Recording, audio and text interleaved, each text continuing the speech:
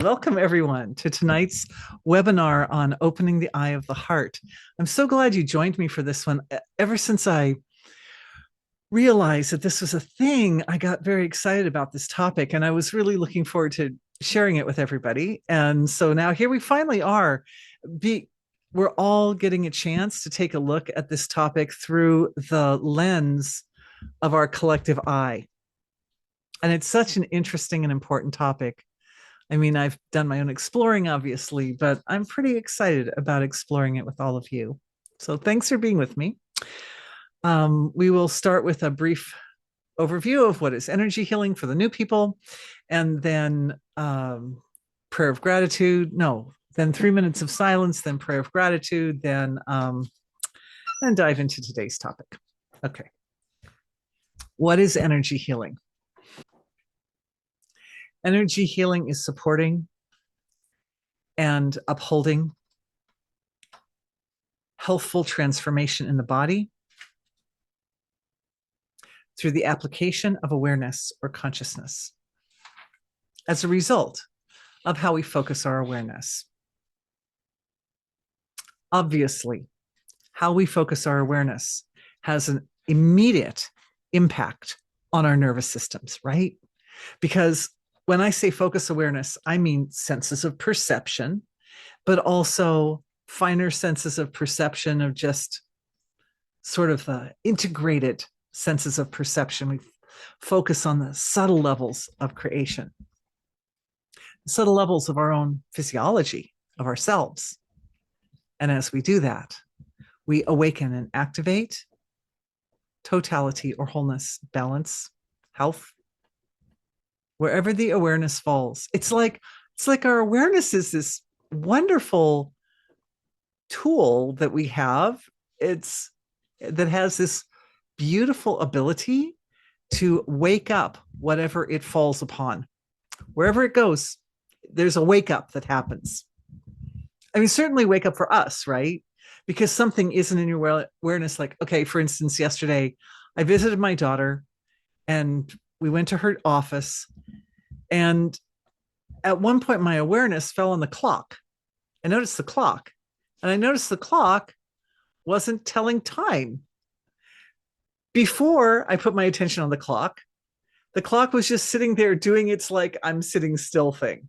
But as soon as I put my attention on the clock and realized that it wasn't telling time, my awareness had this kind of like enlivening effect on the clock. And I realized, because I had just come from the office, that the lady in the office where she works had batteries. I knew she had batteries. So I went down and got a battery. We put it in the clock. Oh, the clock worked again. It was great. It came to life. But would that have happened if my awareness had not gone to the clock? No, it wouldn't have, because I don't think my daughter cared. The clock was behind her on the wall, and I don't think she was looking at it. So her awareness wasn't going to it either. And plenty of people came in and looked at that clock and went, that clock isn't telling time. But eventually, it was meant to be brought back to life.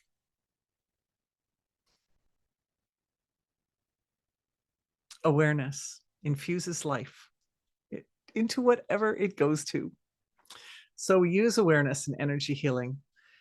We bring it to the area of the body that's hurting or struggling. And the body falls ill and it hurts and struggles because there's some area of our own consciousness in our own life that we haven't been putting attention on that needs our attention in order to take its next steps of evolution. And so as obviously as human beings, we're kind of limited. It's like my daughter. She sat in that office for like she's been there for a year, and she never bothered to change the battery because she wasn't looking at it. It was behind her on the wall. And it's so often like that when people fall ill, that there's some area that just isn't it's just not in the radar. Anyway, so the body will fall ill. The body will say, hey, in order for your soul, in order for your presence on earth to move forward, you need to attend to this area and to bring it back into wholeness again. So it falls ill, and the pain draws the awareness in, and the awareness coming in brings it back to life.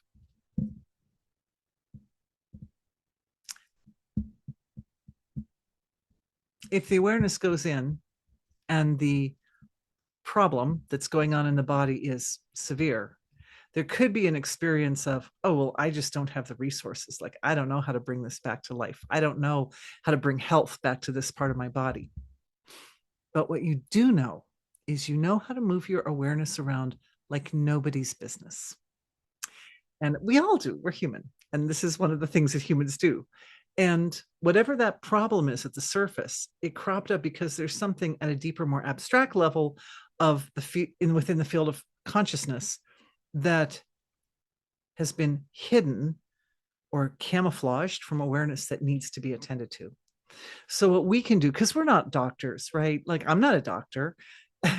And so, we don't have that kind of, years and years of training and understanding about the physiology at a material level. But what we do know is we know, as a byproduct of being human beings and going through the cycles of day and night, we know how to bring our awareness in dream state and in deep sleep state. We go in. And when we go in, we uncover truths about ourselves that would otherwise be camouflaged or covered up. And the seeds of physiological difficulties always sit inside somewhere.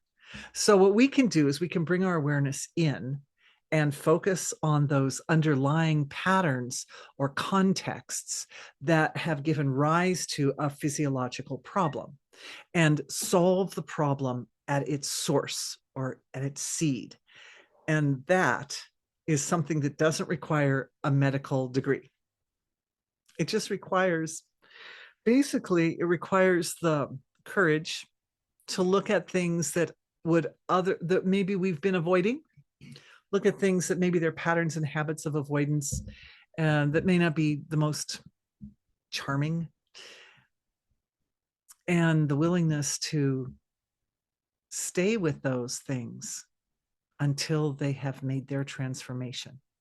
Because the process that occurs when awareness goes on to the suffering area, and in this case, we're talking about maybe sometimes mental or emotional or even deeper levels of consciousness, is that spontaneously awareness wakes it up. Like, we don't have to do something to make that happen. Awareness is like a light. It's like a flashlight. You shine it on something and it illuminates it.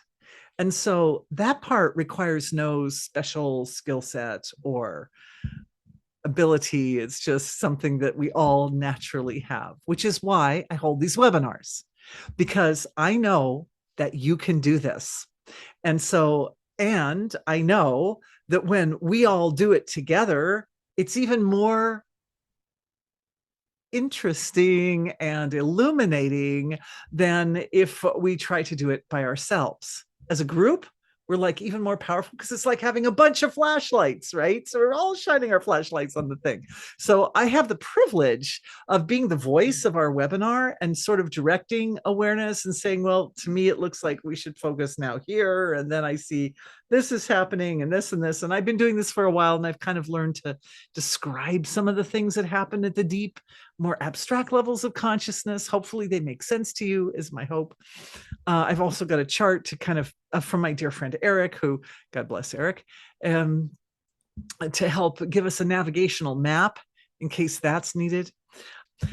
Next step in our webinar adventure tonight is to have our 3 minutes of silence, because really energy healing is an experiential process. It's something that you do. It's something that we do. And of course we do it naturally. Like, when we heal, we are employing energy healing, essentially.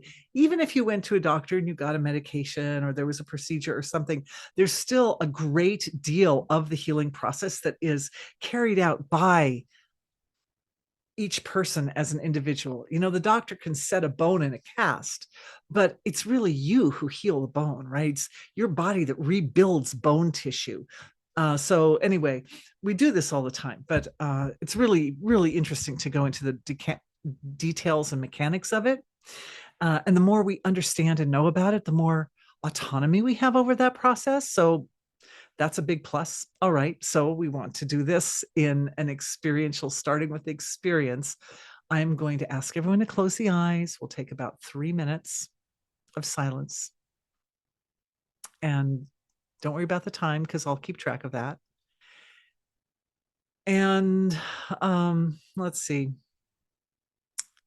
Yeah, when I ask you to open the eyes, take a minute or so to open the eyes. Come out slowly, come out of the silence slowly, because the slower we come out, the more of the silence we bring with us, the more of the deep potential of the field of our own consciousness we bring with us. So we're going to be playing with that today. That's our tool. So, all right, that's all on that. Let's close our eyes.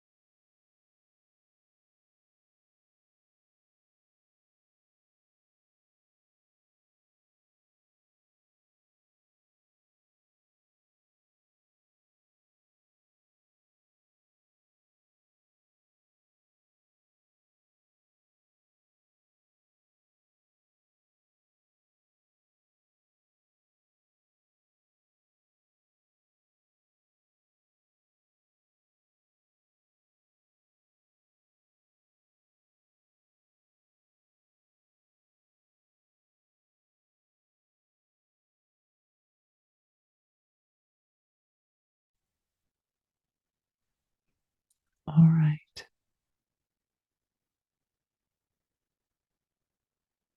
Take your time before opening the eyes.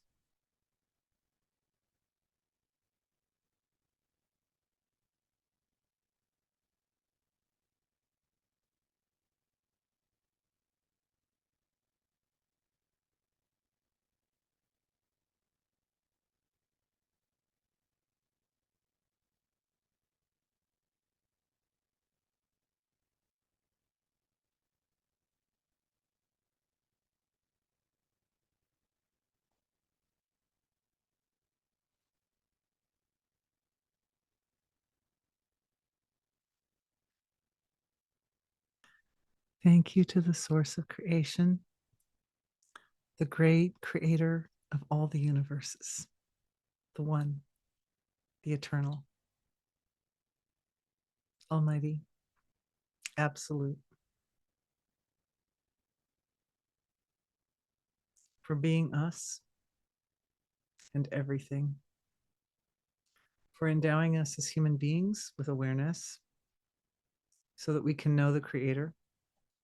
That's pretty amazing because we're so little and the Creator is so big, and yet we can know.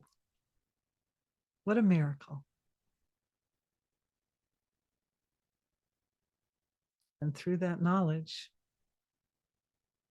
we understand ourselves. It's like taking a little tiny candle and putting it with a great big candle. And when the little tiny candle, ourself, is with the great big candle, the little tiny candle experiences the flame so big. And that when we take the little tiny candle away, it's still itself.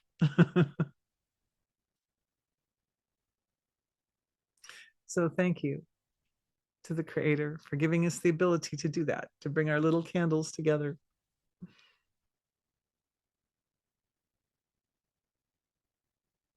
And thank you for the ability to apply this experience to the healing process, and to each one of you for coming here and joining me in this adventure in healing. It takes a lot, I'd say, a lot of foundational spiritual work that you have all done to even come to this point. So I have deep respect for everybody who's here. Thank you so much for joining me. And may our session today be amazing, absolutely rich and deep and exciting and transformative and wonderful. All right. So thank you so much. And thank you to God.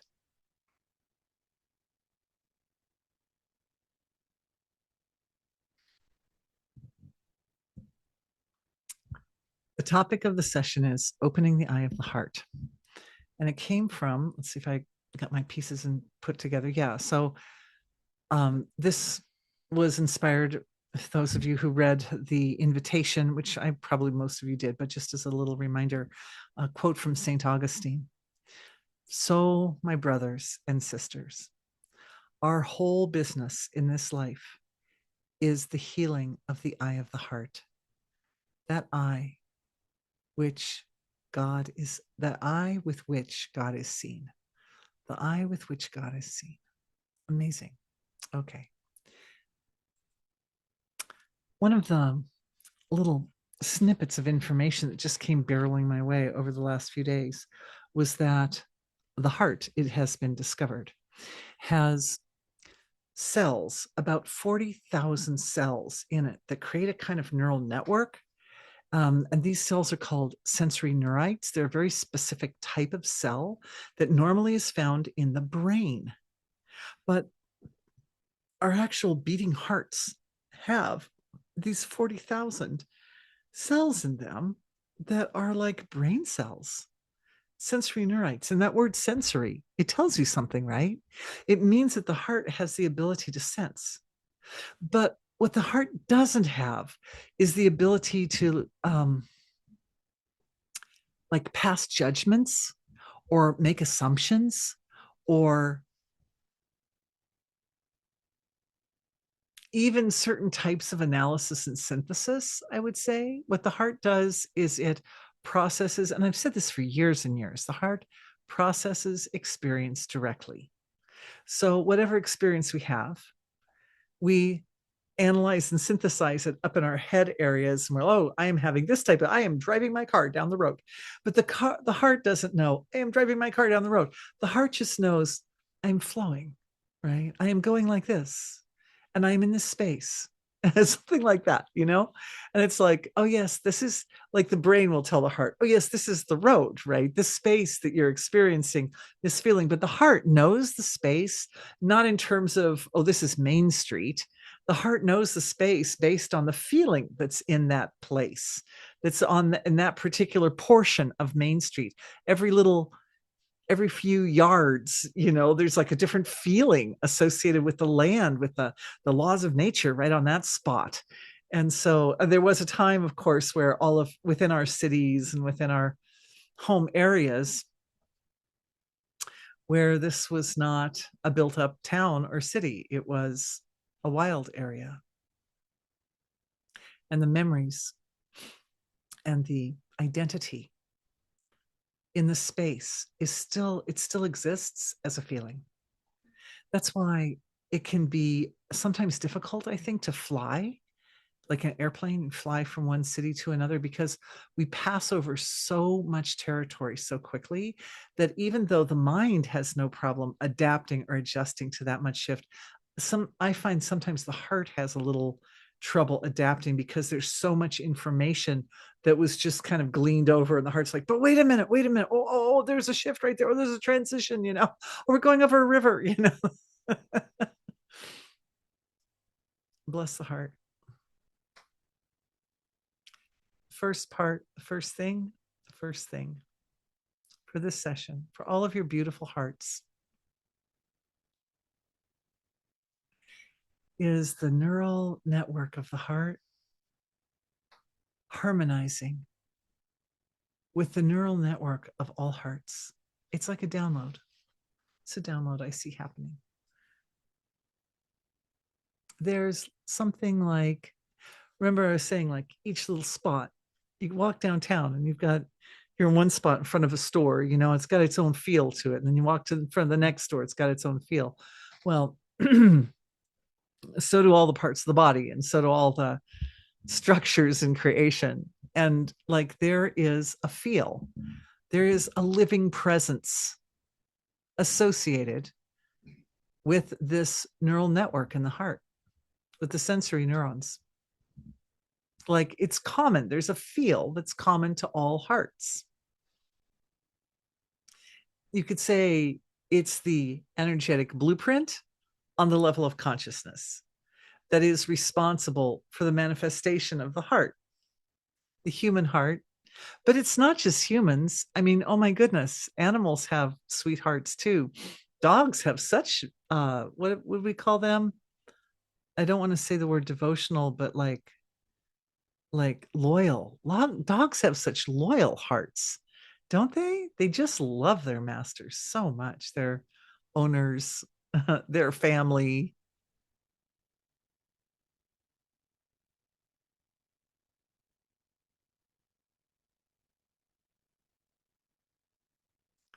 I'm just looking at the upgrade taking place in these sensory neurites of the heart. Sensory neurites perceive our experience from their perspective. And what they're perceiving right now is the cosmic blueprint or the divine blueprint of their own nature. It's like the intelligence of the heart turns around and looks at itself. So we can perceive with our heads and our minds and our senses of perception up here, but we can perceive directly with our hearts. It's a very simple, very kind of like primordial way of seeing and knowing. And the first part of tonight's healing, I am seeing, by the way, I don't have a plan. I mean, I did write down that quote, and I did write down sensory neurites so I wouldn't forget, because it's a new word that I just learned. But this is lovely. That the sensory neurites of the heart, the ability, the capability of the heart to know, folds in on its own nature. And for some of you, it might be easier to put the hands over the heart just to get that going. And for me, I'm going to open my camera because I've become a foggy mess here. You're fine. Well, there we go. I cleared up. It looks clearer to me now, my love.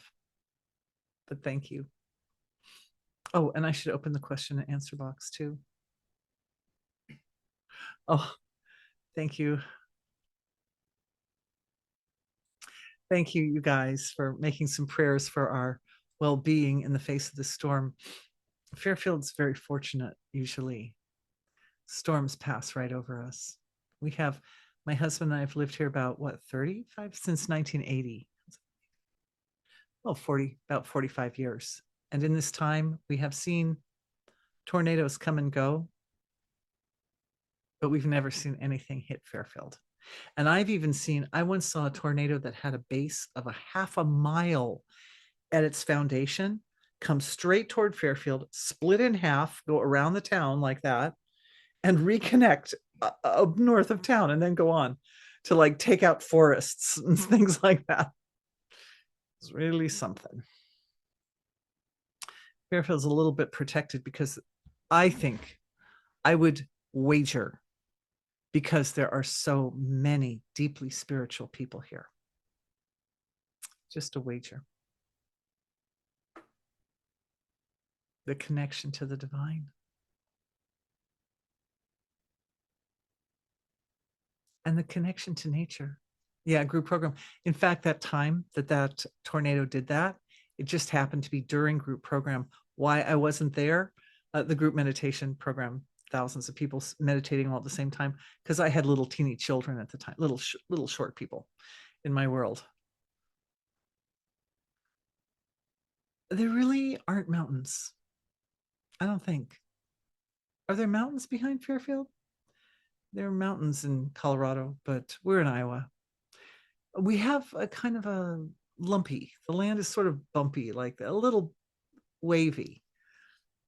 Anyway, not to digress too much, but coming back to the heart and that fold into the heart. And honestly, there are no coincidences. It's an opportunity for integration, because anytime there's a download and anytime there's a shift, like the heart, the sensory neurites, neurites in the heart go, oh, look, we can look at ourselves. We can look at ourselves. All of a sudden, this is like a new thing. It opens up something new in this area of the physiology, and then it has to integrate.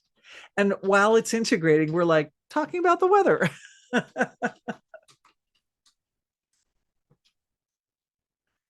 Those sensory neurites, they perceive reality as a field of energy signatures, as a field of structures of very abstract structures of consciousness, living presence within things, within all things, like everything has a living presence. You know, even my little pen here, like this is the pen that I use when I'm writing about stuff. And this is what it does in its life until the day it's out of ink. And I thank it for being with me, and I toss it into the trash. Everything has life in it. Everything has a presence. Everything has like a kind of a soul in a way. Not like the human soul. The human soul is unique, right? But all things have their structure on the superficial level, and then they have their energy structure. And the heart knows the energy structure. And it is at that level, the level of the energy structure, that we encounter the seeds of illness and suffering. We also encounter the structures of good health. Like sometimes we wonder, right? You know, why one person is sick and somebody else is healthy, and you know, why? And the answer is that at that level of the living presence within the body, either the body is holding the resonance or the resonation of optimal health, or it's not. And the resonation of optimal health can exist in isolated areas, right? Like one area, like, oh, my shoulders are so healthy, but then some other area maybe not so healthy or something like that. So the heart knows all of it. But what the heart knows most of all is it knows when it is safe. The heart knows the feeling of being safe and being able to trust the process, the healing process. This is so important. There are lots of things that when you look at the world through the heart, it looks like this ocean of these sort of nuanced feelings and expressions of life. It's like looking into the ocean, and there are all these different kinds of bizarre beings, and some of them are like half plant, half animal, and like it's just like it's so It's so thick,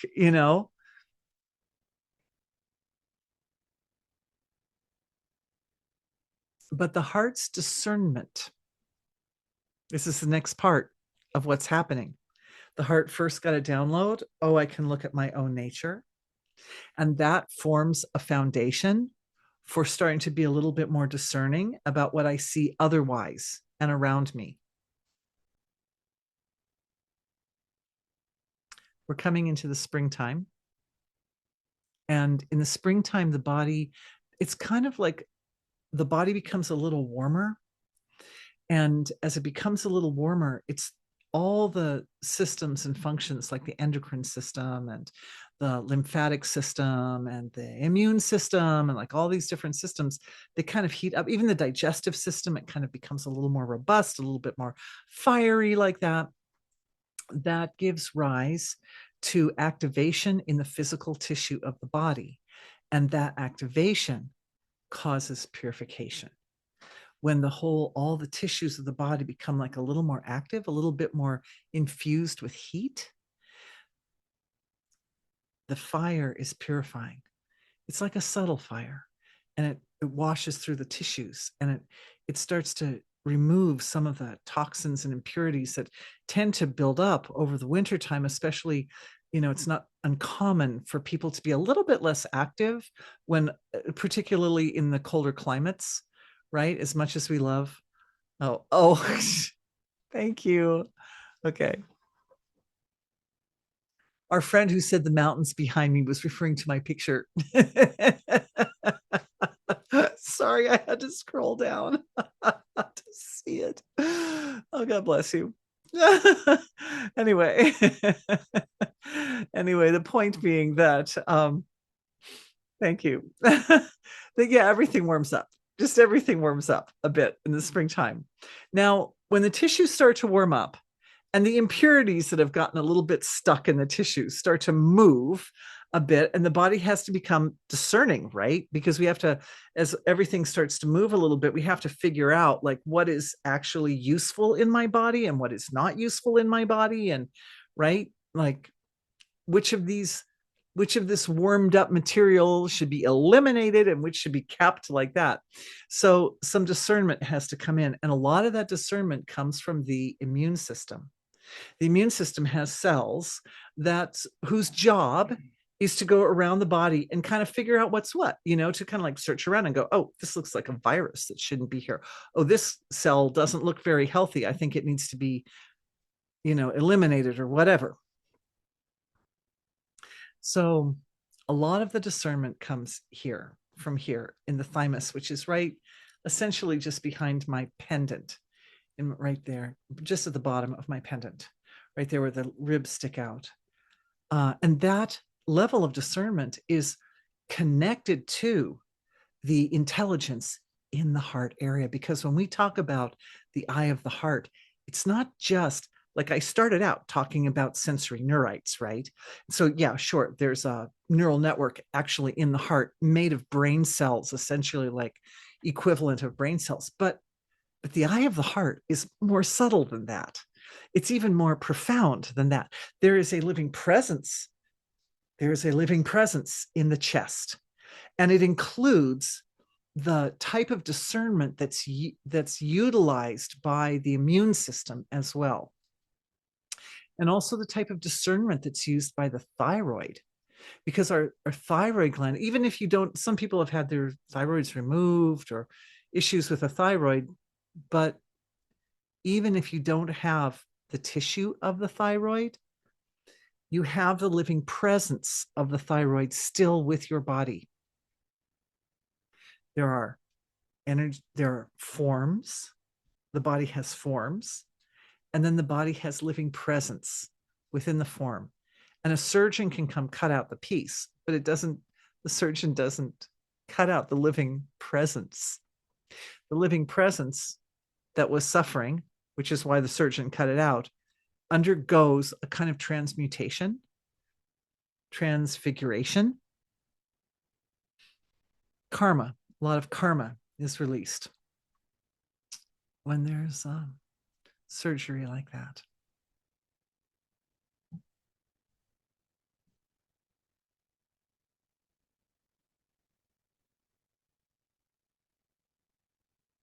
I'm just looking at the fortification. There's a fortification of the living presence in this part of the body for all of us, because even if you have all your organs, or you've never had surgery on the upper body anywhere, our souls are very old. And pretty much everybody at some point or another had some damage. This is a very vulnerable area of the body, isn't it? The neck and throat area is very vulnerable. And we tend to hold a certain amount of like feelings, a certain amount of, remember, this is the eye of the heart, is like understanding reality within the context of feeling. But sometimes there's like a disconnect between that feeling and the head. So there can be a blockage or a buildup of those feelings up in this neck throat area. And if it's too much, or it goes on for too long, or it doesn't get resolved and it doesn't remains blocked, then that can lead to a physiological experience of a problem in this area. And if we ignore it too much, it can even lead to something that is life-threatening or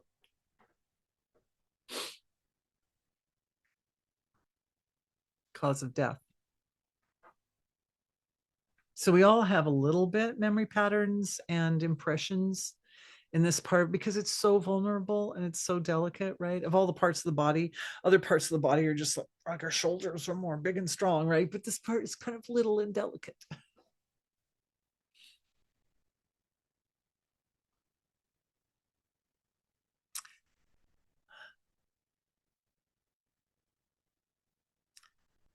The micromeridians running from the fingers and through the hand.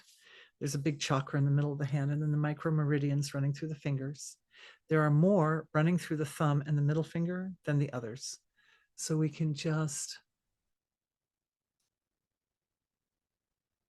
here at the clavicles, without touching, the middle fingers go up behind the ears, because behind the ears, we are literally touching our vagus nerve. And a lot of those impressions, I'm telling you guys, a lot of those impressions are actually stored in the autonomic nervous system. And oh, it feels so good. Slowly, slowly. You don't touch. It's not like a massage like this where you dig into the tissues. No, no. It's the etheric energy that's coming out the tips of the fingers. It's actually going into the neck. It's going right in, and it's touching the etheric level, or you could say the living presence of the autonomic nervous system. I don't know if any of you are doing this with me, but it totally gives me tingles every time. Absolutely beautiful. And just barely, like, just you can feel the energy shift. Oh, good. Other people are experiencing. Thank you for raising your hand, sweethearts. Thank you. Thank you. Yeah, it's just so soothing. It's so soothing. And it really helps bring all the anxiety levels down. And the other thing it does is, of course, obviously, this is like we're using the energy in our hands to direct our attention into this area of our body to start to soothe that autonomic nervous system, which is the area that holds those impressions and memory patterns and past life experiences, trauma. Sort of soothes and cools but more than that, it's like it reminds, what we're doing is we're shining our light through our fingertips. You know, in the cartoons, the magic, the wizard goes and like, you know, like electrical energy comes out the ends of their fingertips or something like that. Like literally, this is actually what actually happens, is that we have energy that comes out the ends of our finger, little tiny chakras in the tips of our fingers, and we can bring that, we can use that, and what's coming out is awareness, pure perception coming out, going into that autonomic nervous system. And as we massage, what happens is we start to stir the energy in the neck. And as the energy in the neck stirs, it causes it to release the memory patterns and impressions and forms of stress that were caught or were burdening the tissues in that part of the body left over from ever so long ago, ever so long.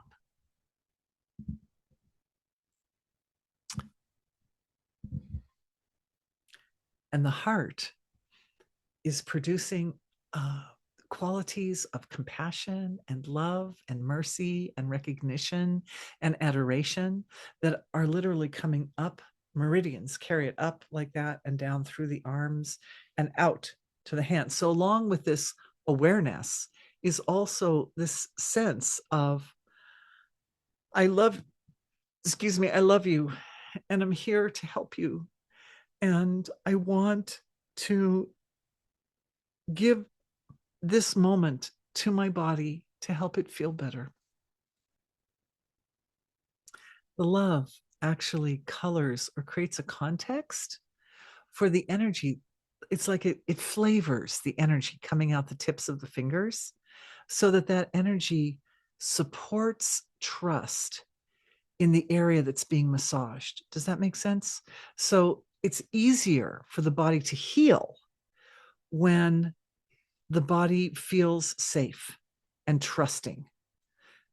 The love is what does that. That's the energy that comes from the heart center that goes up and colors the awareness as it's coming out the fingertips and supports this part of the body being able to relax and feel safe and comfortable and like, oh, this is something good for me. I can lean into the transformation that it's creating in the tissues of my body. Thanks for giving that a shot. Let's see what kind of questions we have. Okay, so here's a question. How do we keep loyal, and loyal to whom? So I don't have a lot of context for this question, so I'm not sure. I mean, if I were going to take the question to what I feel would be its logical conclusion, I would say our loyalty is to our relationship with the divine. No other relationship has the depth and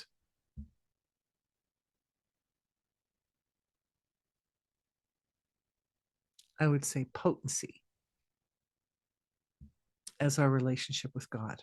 No other relationship has it. So loyal to whom? Loyal to God. Because God heals. Oh, when we're doing this exercise, who's doing that? That life force, the movement of that life, you chose, you became the instrument, right? You're the instrument of the divine for yourself, for your own healing. But what actually causes awareness to move like that? And what actually is the source of this immeasurable, unconditional love that comes out of the heart center? It all goes back to God. It all really originates with the one absolute creator. God interacts with God's self, and we become the instruments for that process to occur. And as that process occurs, the divine is made manifest in this world. The manifestation of the divine in this world heals. The manifestation, I'll say it again because that's really important. The manifestation of the divine in this world heals. There was some aspect of a kind of bifurcation of creation at a really early, and we still see it down at that very fine level of creation. When our awareness transcends the material level, we get down into the very, very fine level of creation. What we see is the one absolute, immutable, unmanifest totality, wholeness. It rises up into the manifest field of creation. And as it does that, the world of boundaries emerges.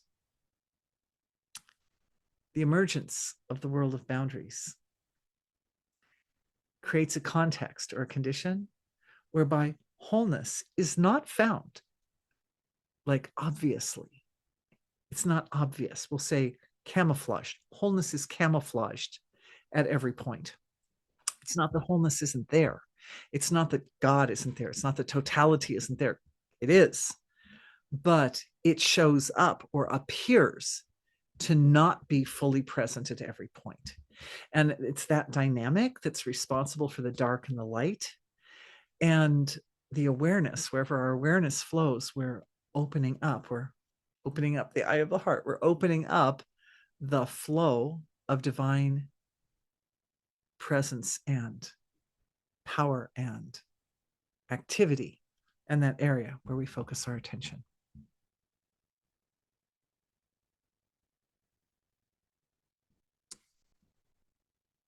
The heart has to be, I would say, engaged and in a pure and discerning manner. Because it is possible to put attention on something and ruin it. Like that's also possible, right? We've all seen examples of that. Sometimes someone's trying, but they make a mistake and things don't come out quite as intended. Right? Thank you for people raising your hands. Yeah, I mean, it's a thing. It's a thing. But that's why we're here, right? That's why we're in this webinar. And that's why it's important to do this awakening for the heart center, because the more purified the heart area is, and I mean the whole heart center, the whole chest area of the body, the less individual ego gets involved in the application of awareness. And this is the nature of the heart center. The heart center doesn't have ego. It doesn't have it like the brain has it. And when I'm really using the word ego there, not the way I usually use it, which means just sense of self, but I'm using it much more in the sort of Western psychological context of ego. Like as individuals, we have ideas about how things should be or something like that. So the heart doesn't do that. But if the heart is asleep, if the eye of the heart is closed or the heart is asleep, then that level of kind of innocent purity and wisdom and discernment that can be expressed through the heart center, it doesn't get a chance to express. So this whole idea of opening up the eye of the heart is based on the intention to unfold your potential as an individual, to have a more life-supporting effect on everything everywhere you put your attention, and on everything that you apply your intelligence to. When the intelligence comes along with that heart intelligence and the heart perception. We can say the heart perception because there's, as I mentioned before, the way the heart, the role of the eye of the heart is more of a perceptual role than it is an analytical role in the story of how we function as a whole being. I'm seeing in our group, I'm seeing that those sensory neurites turning around and folding in on themselves and knowing the truth, knowing your essential truth, but also realizing in that process that something is a bit missing also. And what's missing is the perspective of the divine. Remember that metaphor that I used earlier of like, as individuals, our individual awareness is like a little candle, but we put our individual little candle up with the sun, and then all of a sudden the little candle's like, oh, I'm so bright. So that folding around and feeling one's own nature, some people might fold in and feel their own nature and realize, oh, it feels like there's actually pain here. Or anybody have that experience? I know most people will turn their awareness in and go, oh, I'm so sweet. Oh, look, my love is so luscious and delicious. But some people turn the awareness in and find, oh, it hurts. Oh, look, see, hands up hurting. There's some people that it hurts. It doesn't mean you're bad, and it doesn't mean that your true nature is somehow corrupted or wrong. But it does mean that the sweetness that is your truth is camouflaged by I'm looking. Essentially, thought forms which represent coping mechanisms for having experienced a lot of emotional pain, either in this lifetime or previous lifetimes. But emotional pain, especially if it's kind of like an underlying thing, that it's sometimes it can be like one big sort of great big traumatic event, but more often that type of dissonance in the heart is born of little experiences that build up in little layers, kind of a Saturnic type of damage to the emotional structure of the heart.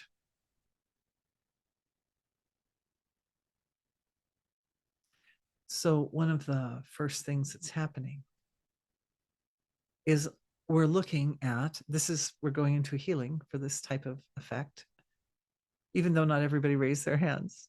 It's good to understand the mechanics of it, right? And to also protect oneself. The relationship between Venus and Saturn for each person individually. This is the determinant for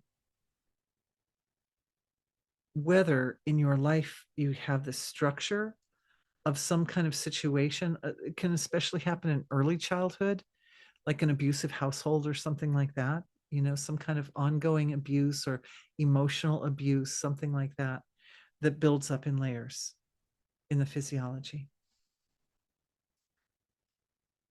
Venus and Saturn, not the parents, even though you could say, oh, well, my parent or somebody was not nice to me.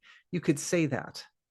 But when a little child comes into the world, into an environment or a household that's very, very difficult, this is also a choice of the soul. It's a gift. It's a gift from the divine. Yeah. I mean, as much as you can look back at things that weren't very pleasant and say, how could we possibly say that's a gift? But it really is, actually, because the experience of the world around us not being super pleasant, and this goes for right now for all of us too, because I'm sure all of us can point fingers at this or that in our current environment that are not making us fully happy. These experiences are here to drive the awareness home to the lap of God. And little children they have really super flexible, pliable nervous systems, and they're just forming themselves. So when a child is in that situation, they will form lifetime habits of turning to God. What a blessing. What a gift. What a gift. I mean, we wish for every child that they live in a world of rainbows and sunshine and flowers and fairies and dolphins and unicorns. Like, we wish that for all children, that every day is just a day of happiness and joy, of course.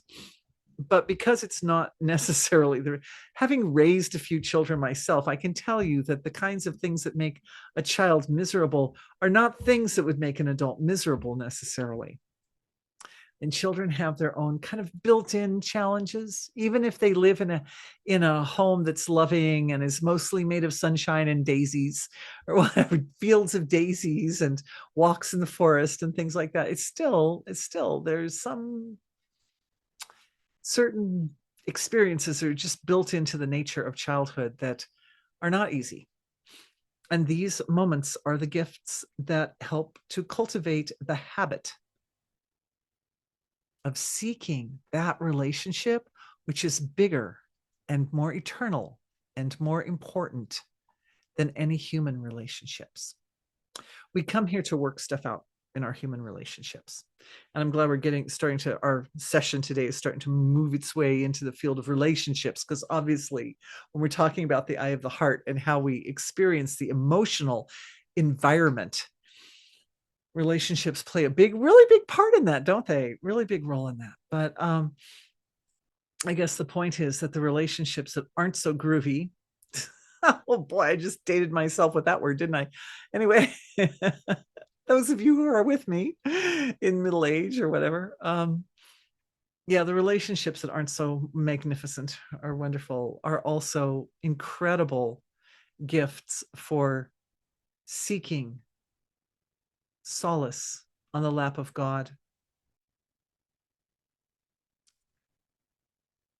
There is a shift right there. There's another kind of download type of thing happening for the heart to establish as a habit turning to the divine when things go south.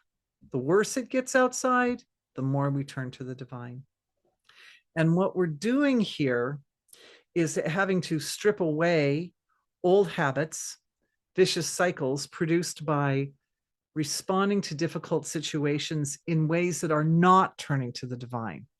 And we all have, because of this sort of long history of lifetimes and lifetimes, and also the ancestors. I see the ancestors kind of being pulled into this healing.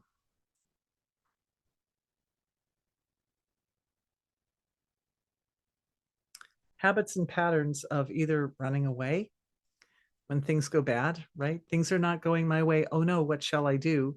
Well, I could just distract myself and avoid avoidance behaviors, and that includes addictions and attachments to material experiences, certainly like getting drunk, like that was just a common thing back in, hopefully less common today than it was 100, 200, 300 years ago, but that was a thing. The other thing is handling it by exploding.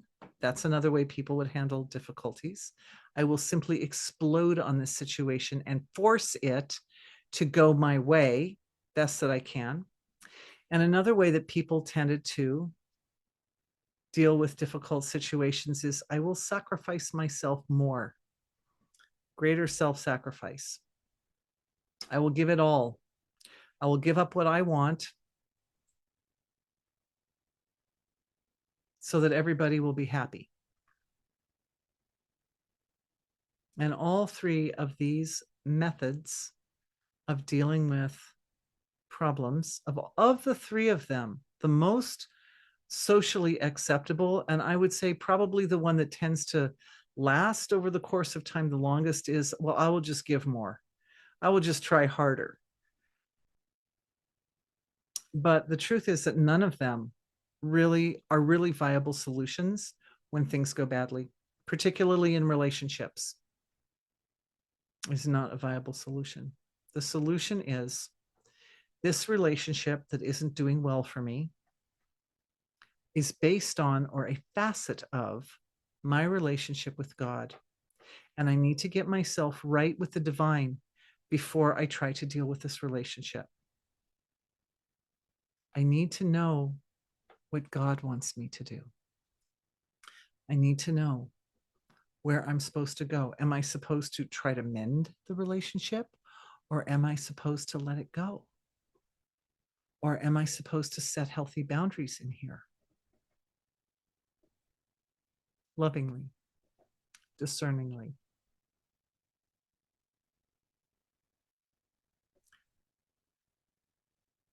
The discernment is shared between ourselves as the eye of the heart of our own individual heart and the eye of God's heart.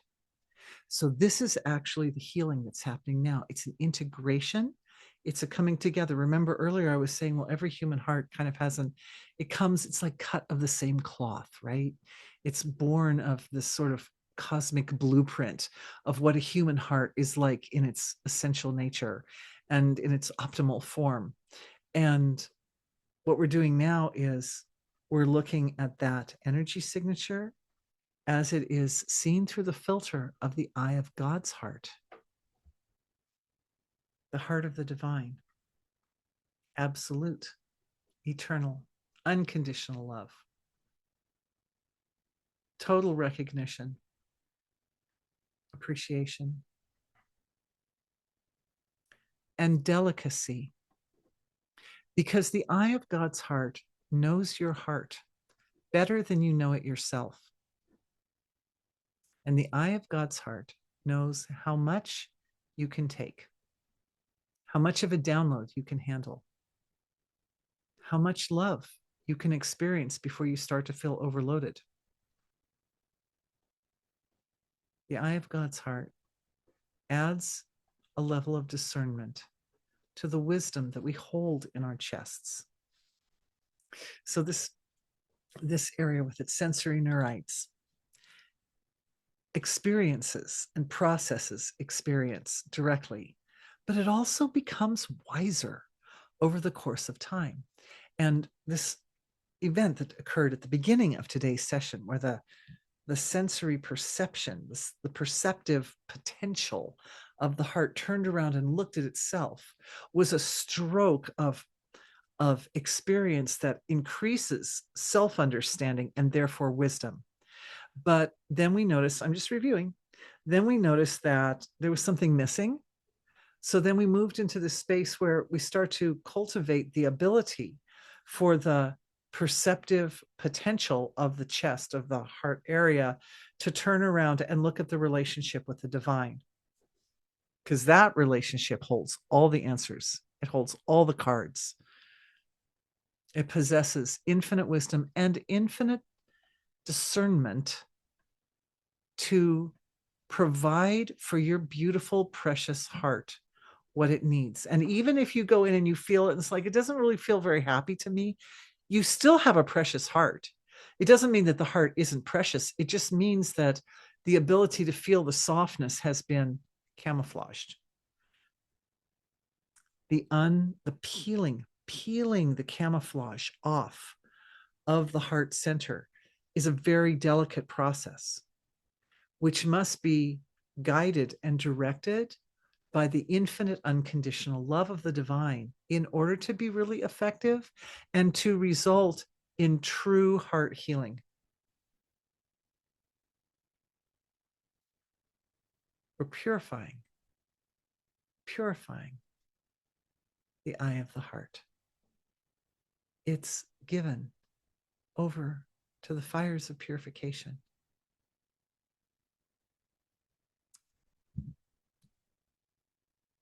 More questions coming in. So I want to get to the questions, but I also want to just say one little word about the eclipse that happened. This particular eclipse is a lunar eclipse. It happened this morning around, I think it was around 3 or 4 o'clock Eastern time in the Western, North and South America, 3 or 4 a.m. It would have been probably early morning time in Europe. And this purification is a huge purification when there's an eclipse. And it's a purification that is experienced worldwide. One of the people listening in said to me, "Did you know that that some aspect of the eclipse would actually be visible from about 40% by 40% of the world's population this time?" Sometimes eclipses go over the ocean and like the fish are the only ones who see them. But this particular eclipse happened to occur over land, and about 40% of the world's population got to see it. That's a lot.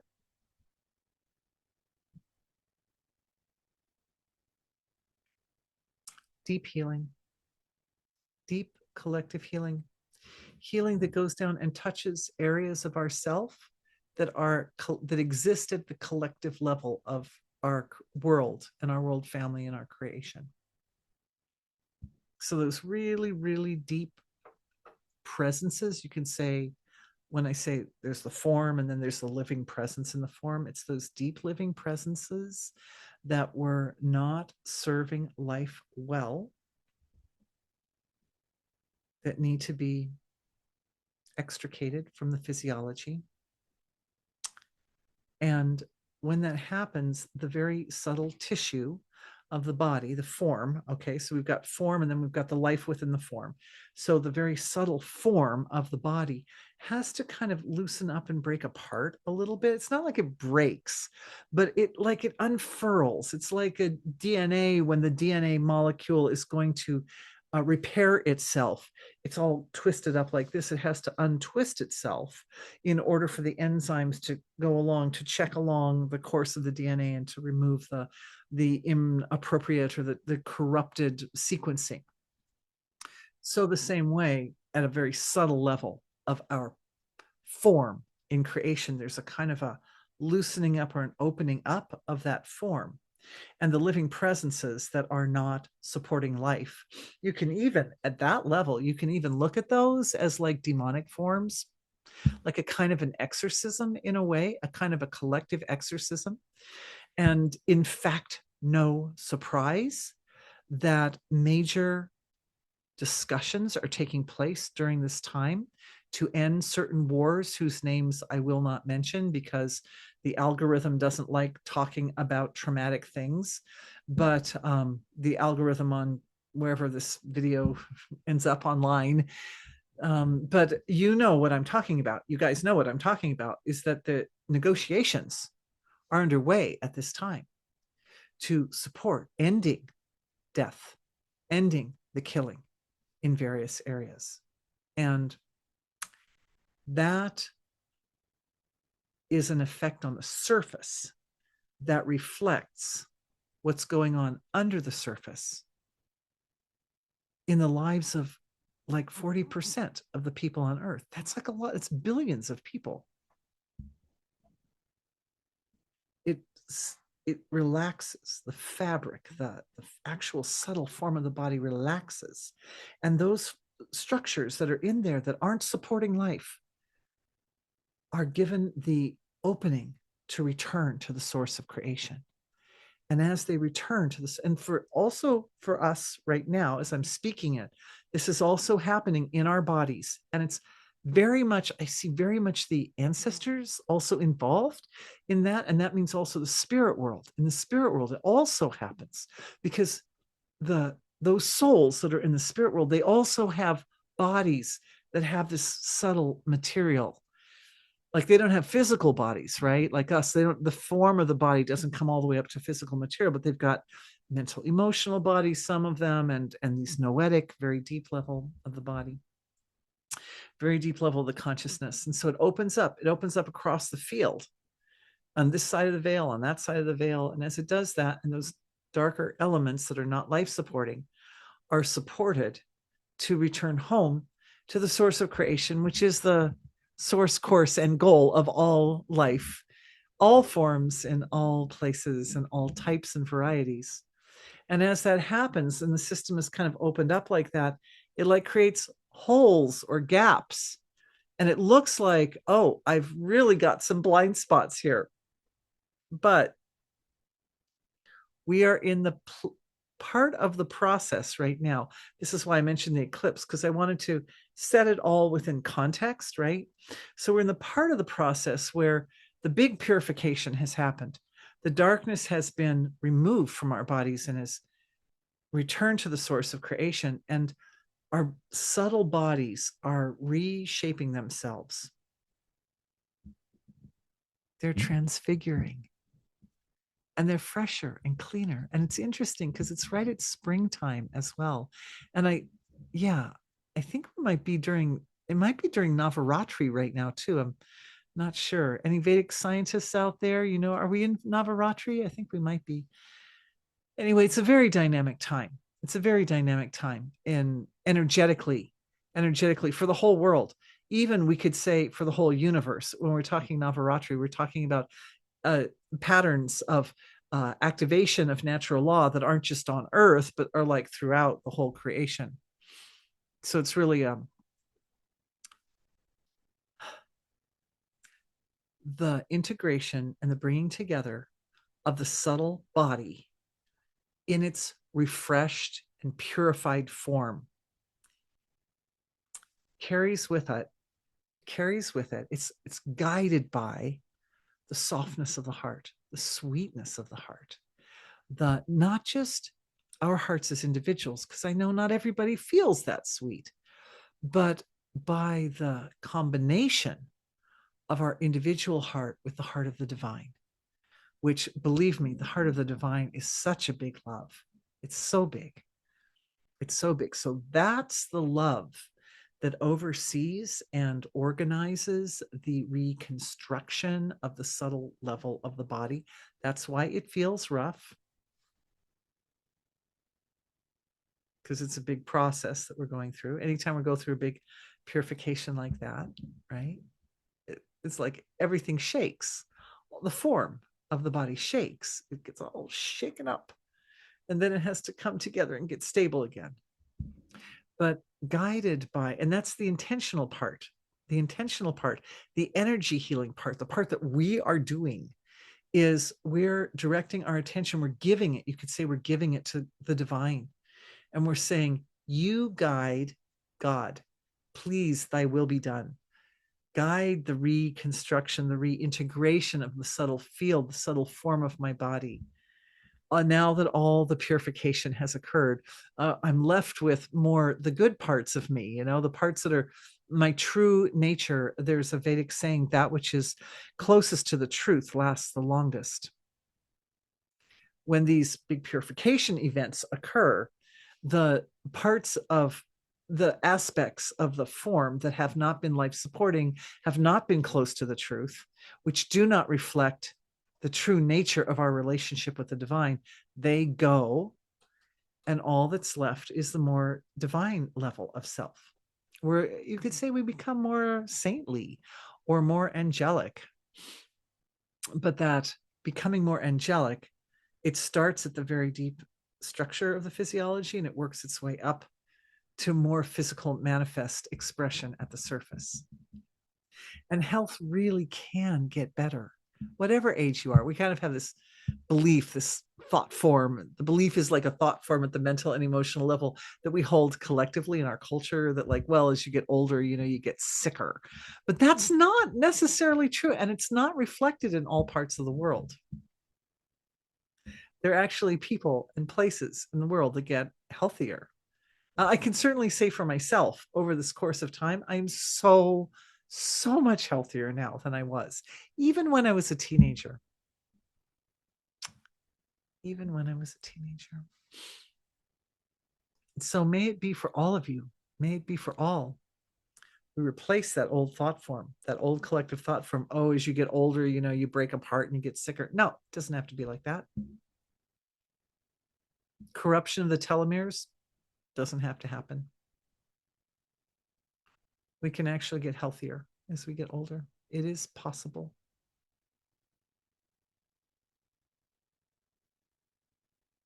That's a download for everyone. That's another clearing. As long as we're kind of in this flow, right, where all the form gets shaken up and some of the darkness gets removed, we can just remove that one too while we're at it. Just that thought form goes back to the source of creation. And other people in our world, in the world, they can hold that. If they hold that thought form, fine. We can offer the healing out to the collective as well, but not everybody will accept it. But part of becoming more angelic or becoming more saintly is holding on to the truth, even when nobody else does. It kind of puts a person in an interesting place, kind of a responsibility to hold on to the truth, even when others don't. But it's easy to hold on to it when it gets integrated with the form, right? So as the body's coming back together, it's now coming together in a way that reflects this truth, that as we get older, we actually can become healthier. And that is a truth. Like, that's a thing. You can do it. All right. I love leaving you guys with that nice thought. I did not get to very many questions tonight, so I will have my dear husband, who helps me, print off these questions. And tomorrow, as usual, we will start with questions and do questions all the way through. And as much as possible, my intention is to give and to offer um, actual healings for the questions. So thank you, everyone. Thank you for being with me tonight. Oh, look, the weather cooperated. How lovely is that? So grateful that we got to do our whole webinar. And I believe by tomorrow, the storms will have passed. So it was really sweet and really nice to be with everyone tonight. I wish you all a deep sleep here in the Western world. And I look forward to seeing everyone of you who are coming back tomorrow. Have the courage to come join me again. Thank you, thank you, thank you. So thank you. It's good to be with you all so much, and see you soon. Bye.